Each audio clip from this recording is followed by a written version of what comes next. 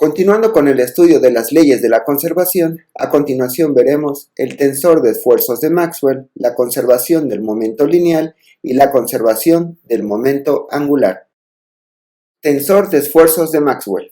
A continuación lo que haremos será determinar la fuerza total electromagnética sobre una carga que está dentro de un volumen V. Sabemos que esto lo podemos hacer mediante la ley de Lorentz.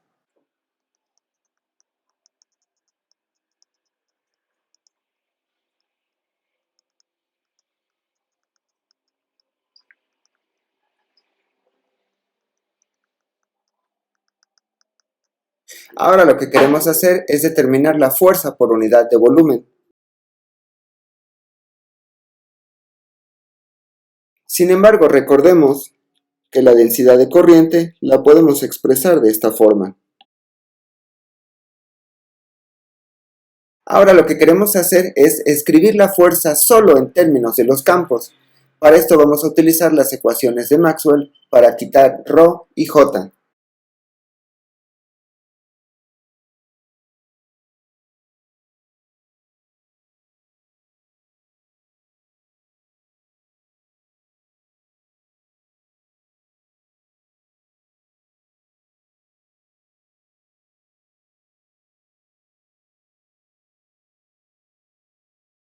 Ahora desarrollamos la siguiente identidad.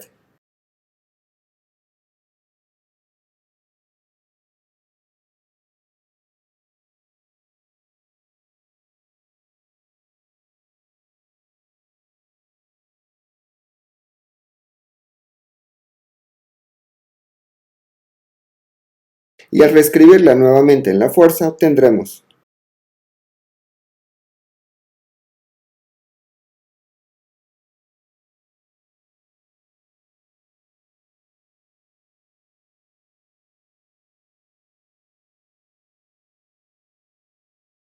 y de la ley de Faraday sabemos que, por lo tanto, al sustituir en la fuerza tendremos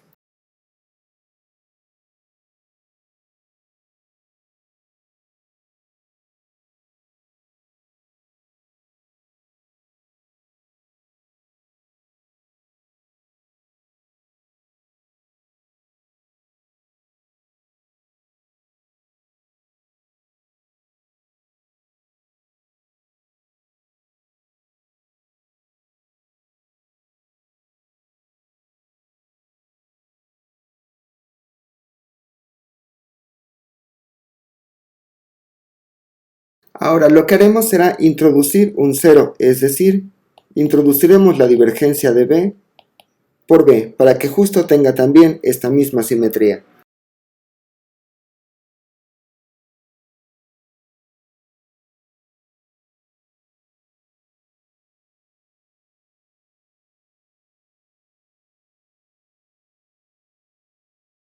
Ahora analizaremos este término ya que tiene exactamente la misma forma que este otro término.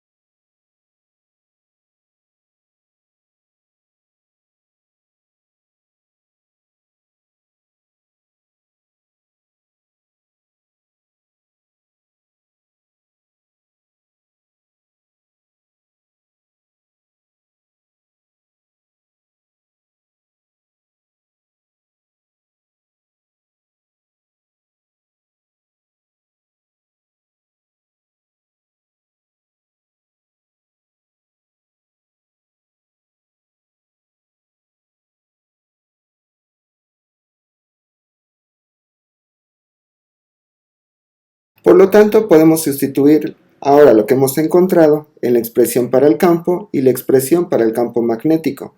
Por lo tanto, la fuerza tomará la forma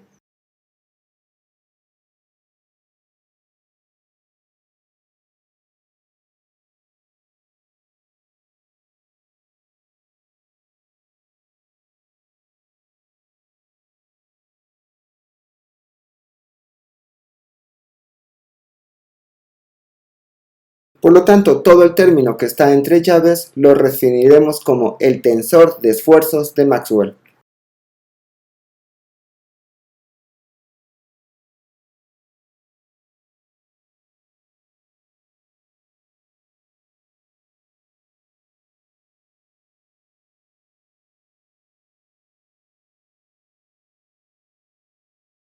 Físicamente lo que nos está diciendo el tensor de Maxwell es que si nosotros tenemos una pared y está incidiendo una onda electromagnética, nos da la intensidad con la cual la onda electromagnética golpea esta pared, y no solamente una pared, sino todo un volumen.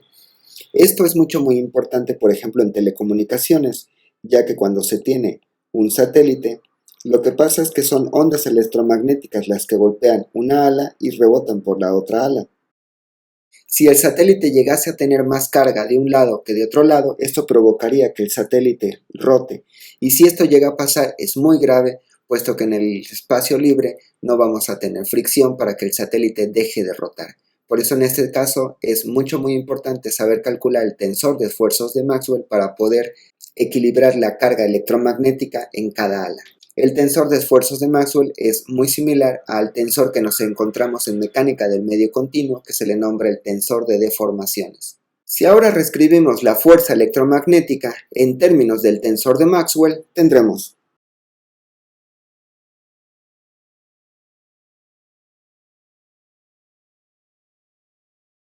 y recordemos que E cruz B básicamente es el vector de Poynting.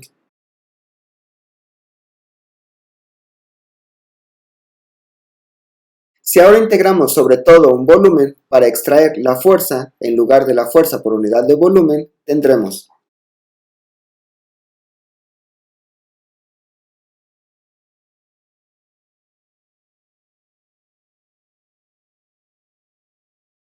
al aplicar el teorema de la divergencia al lado derecho,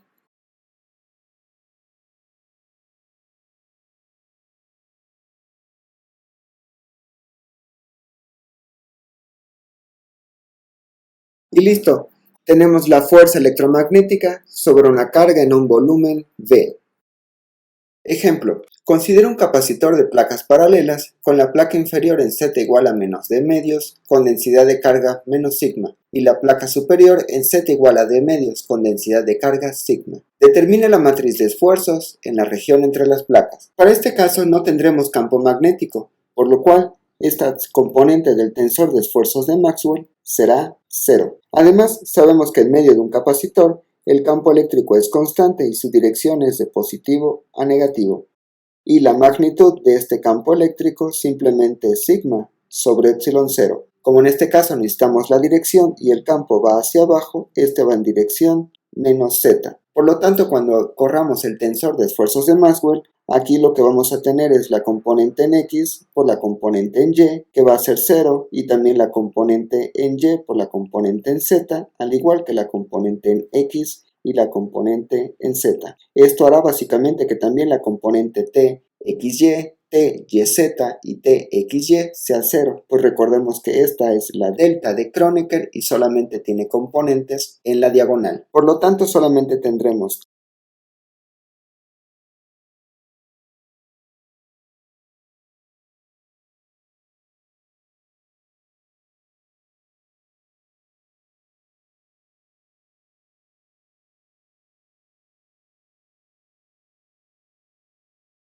lo mismo tendremos para la dirección t, y,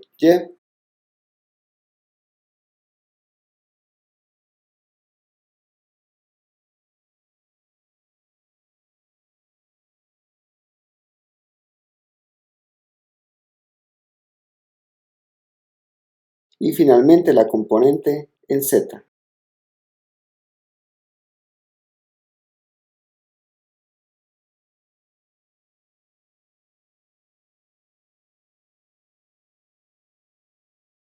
Por lo cual podemos escribir la matriz de esfuerzos.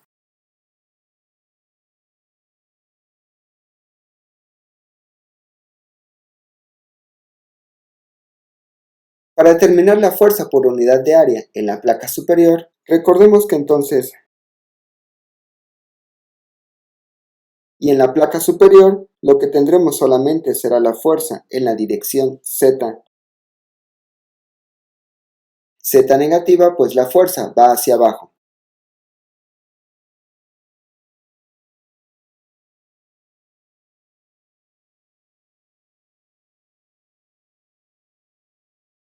Y finalmente, para determinar el momento por unidad de área, por unidad de tiempo que cruza el plano XY, sabemos que esto básicamente es la componente del tensor en Z. Conservación del momento lineal. De la segunda ley de Newton, sabemos que fuerza es igual a la derivada del momento mecánico respecto del tiempo. Si ahora hacemos una analogía con la fuerza adquirida anteriormente, podemos expresar también la conservación del momento total.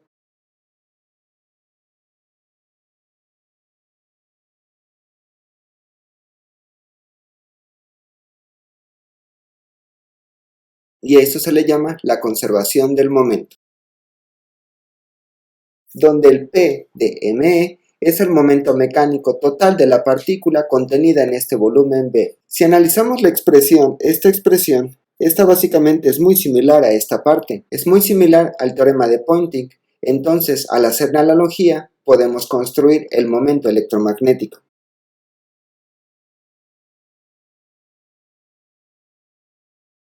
Cualquier incremento en el momento total, es decir, el mecánico más el electromagnético, es igual al momento producido por los campos, y si B está sobre todo el espacio, entonces no hay flujo de momento, por lo cual el momento mecánico más el momento electromagnético será una constante.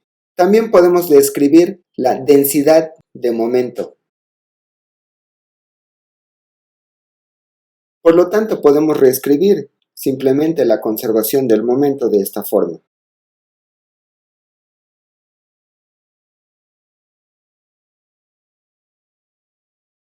Donde si hacemos analogía, esto básicamente nos recuerda la ecuación de continuidad, donde ahora T es la densidad de flujo de momento y básicamente jugaría el papel de la densidad de corriente. Es importante notar que el vector de Poynting tiene básicamente dos roles. Uno es la energía por unidad de área por unidad de tiempo que transporta el campo electromagnético, y el segundo, que sería el μ0 epsilon0 por el S, es el momento por unidad de volumen almacenado en dicho campo. Similarmente, el tensor de esfuerzos de Maxwell, el T de IJ, es el tensor de esfuerzos electromagnético, es decir, fuerza por unidad de área es una presión electromagnética. Sin embargo, cuando tenemos que actúa sobre una superficie, el T de menos IJ nos describirá el flujo de momento, es decir, la densidad de corriente de momento transportado por el campo electromagnético. Momento angular. Hasta ahora tenemos que la energía electromagnética está dada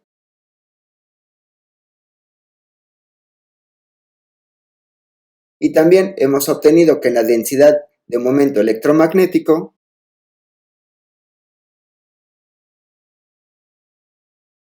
sin embargo, recordemos que el momento angular en mecánica clásica simplemente es R cruz P. Eso significa que podemos definir una densidad de momento angular electromagnético.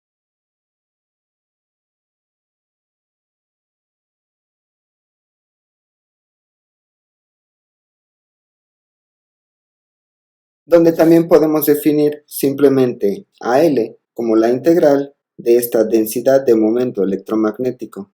Si el campo es estático, sigue habiendo momento angular siempre y cuando este producto E cruz B no sea cero. Cuando se consideran la contribución de los campos, las leyes de conservación clásicas siguen siendo válidas. Ejemplo, una representación pictórica del electrón es un cascarón esférico cargado con carga eléctrica E y radio R, girando con una velocidad angular omega. Calcula la energía total contenida en el campo electromagnético. Calcula el momento angular total contenido en el campo. De acuerdo con la fórmula de Einstein, la energía del campo debería contribuir a la masa del electrón. Lorentz y otros especularon que toda la masa del electrón podría provenir de esta energía. Además, suponga que el spin es enteramente atribuible al campo electromagnético. Con estos dos supuestos, determine el radio y la velocidad angular del electrón. ¿Cuál es el producto omega R? ¿Tiene sentido este modelo clásico? En un problema anterior habíamos obtenido ya el campo eléctrico y magnético de un cascarón esférico con una densidad superficial de carga sigma girando con una velocidad angular omega.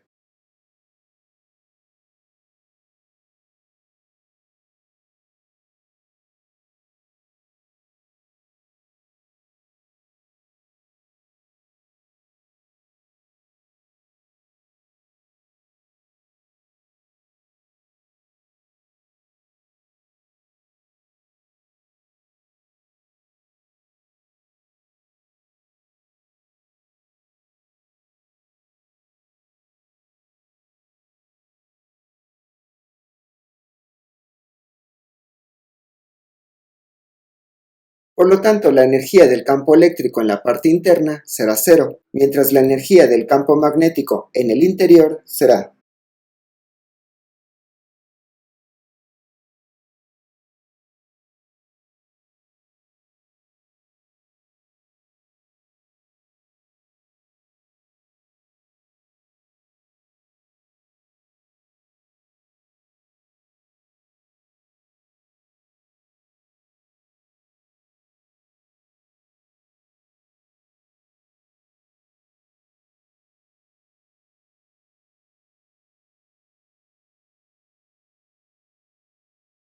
Ahora, para determinar la energía del campo eléctrico en la parte externa, tendremos.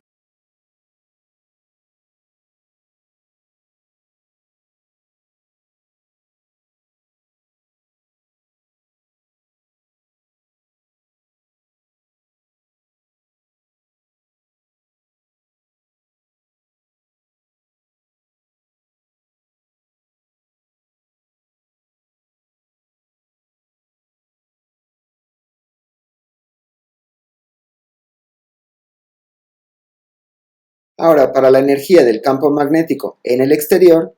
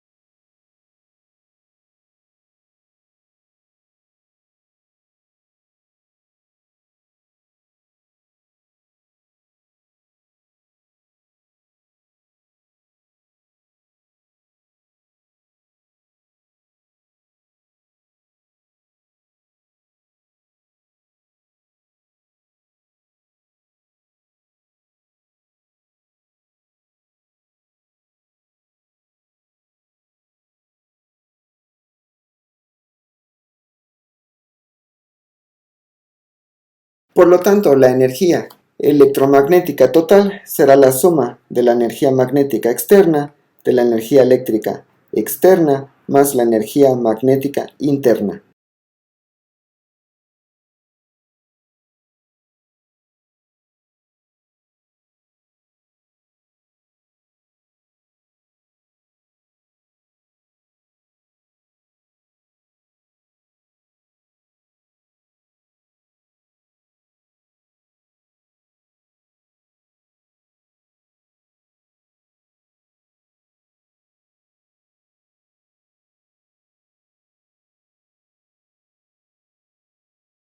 Inciso B. Calcula el momento angular total contenido en el campo.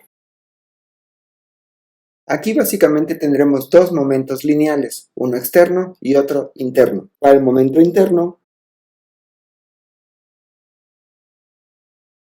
este es igual a cero, pues recordemos que el campo interno es igual a cero. Para el momento externo tendremos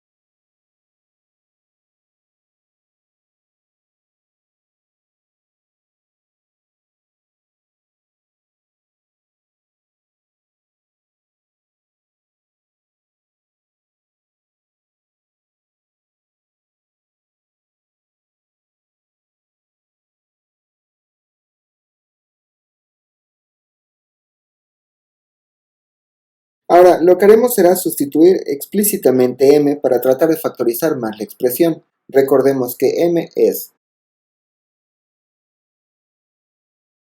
y a su vez sigma también tiene otra expresión.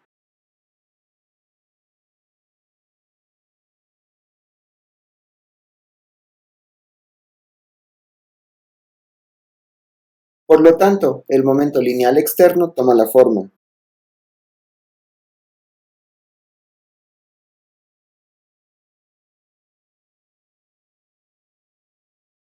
Ahora sí, ya podemos sustituirlo en el momento angular.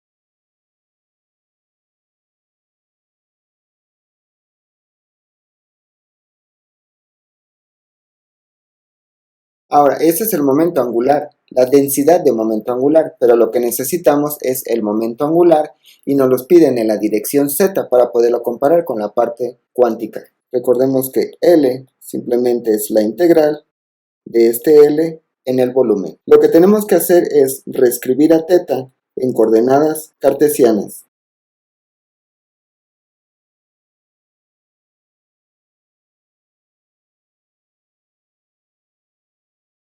Antes de realizar la integral y sustituir aquí θ, notemos algo. Como vamos a integrar sobre todo el volumen, entonces necesitamos integrar de 0 a pi y de 0 a 2pi. Cuando integremos a 2pi la parte del coseno de phi, este será 0. Y también cuando integremos de 0 a 2pi esta parte del seno de phi, también será 0, por lo cual solamente va a sobrevivir la parte en z.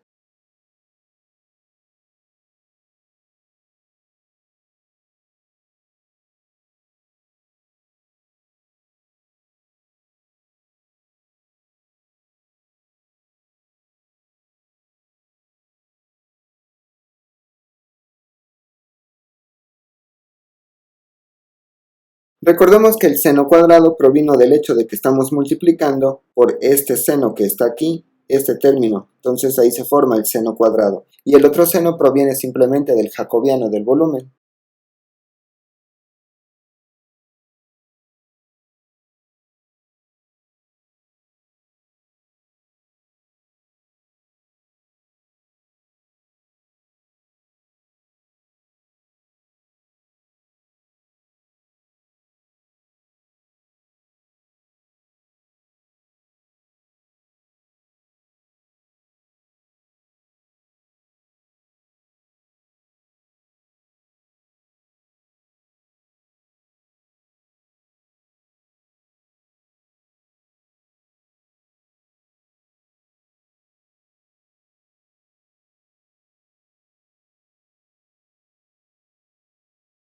Listo, ahora lo que tenemos que hacer es obtener el producto omega r relacionándolo con el momento angular h barra medios.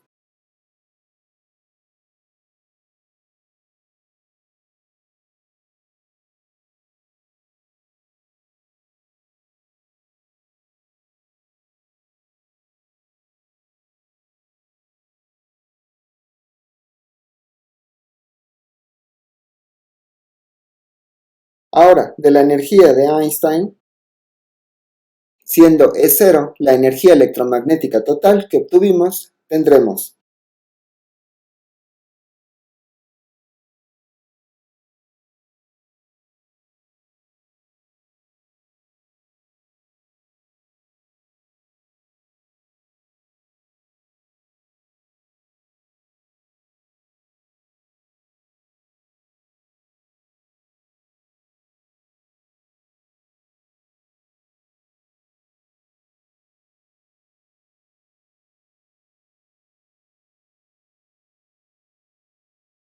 Pero como ya hemos obtenido este producto, entonces podemos obtener el radio.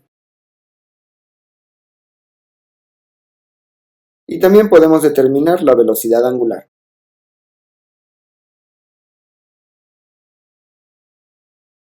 Ahora, ¿qué es lo que podemos concluir? Recordemos que la velocidad es igual a omega r. Por lo tanto, esto quiere decir que la velocidad con la cual se está moviendo la esfera, está girando este electrón, es de aproximadamente 308.1165 c. Es decir, este modelo no funciona, pues el electrón está girando con una velocidad mucho más alta que la velocidad de la luz. Donde suena un poco razonable sería tal vez esto, que sería el radio del posible electrón. Actualmente sabemos que esto no es cierto, no se ha podido determinar ese pequeño radio. Así es que este modelo semiclásico no está nada correcto.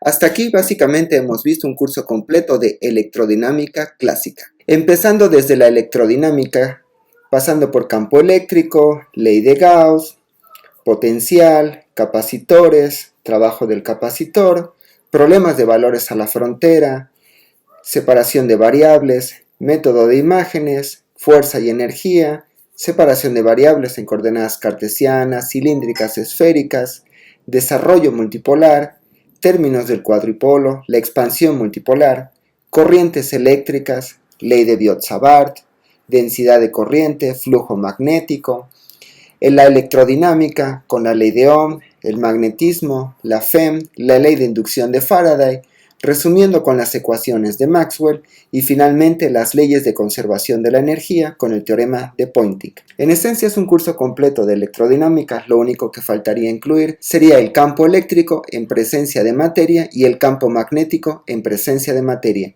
Pero eso lo encontrarán en la lista de distribución de propiedades eléctricas y magnéticas de la materia, con un plus que es la radiación electromagnética.